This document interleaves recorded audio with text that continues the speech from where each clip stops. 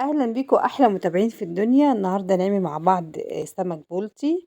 هنقليه بقى وهنعمل كده جنبه شويه رز بالبصل. طبعا مفيش حد فينا ما بيحبش السمك. السمك يا جماعه حلو جدا ومفيد قوي.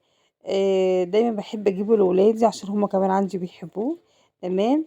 ده كده السمك بتاعنا غسلناه ونضفناه وعملنا بقى الخلطة بتاعته. انا مش بحط حاجات كتير عشان الولاد عندي، لكن انا حطيت توم وشوية ملح وحاطة شطة حاجة بسيطة عشان هما برضو بيحبوا الشطة، بس مش مزودة يعني، حاطة حاجات بسيطة. ممكن طبعا تحطي بقى فلفل حار، ممكن بقى يعني اللي انت تحبيه، لكن انا بعمله كده عشان خاطر الولاد عندي. تمام.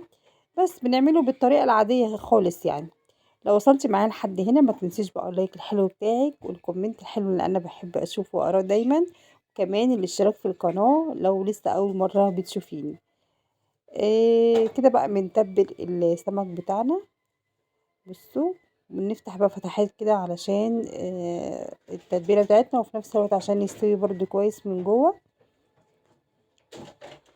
نتبل بقى كده التتبيلة بتاعتنا، نحط التتبيلة من جوه الفتحات. تمام. هنتبل بقى السمك بتاعنا كده كله، وبعد كده بقى هنسخن الطاسة بتاعتنا علشان نحط بقى السمكة كده زي ما انتوا شايفين. انا دايما بعمله يا جماعة سنجاري. دايما لما باجي اعمله عند الراجل بخليه يعملهولي كده سنجاري على طول.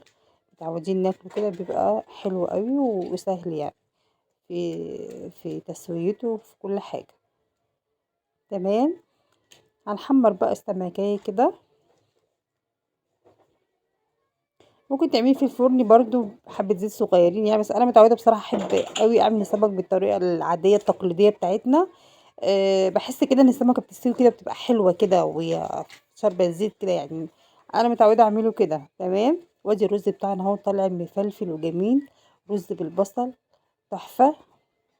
لسه منزلاه من على النار، عاملاه برضو بطريقة عادية بالبصل بتاعنا، بخليه كده احمره شوية. خلاص.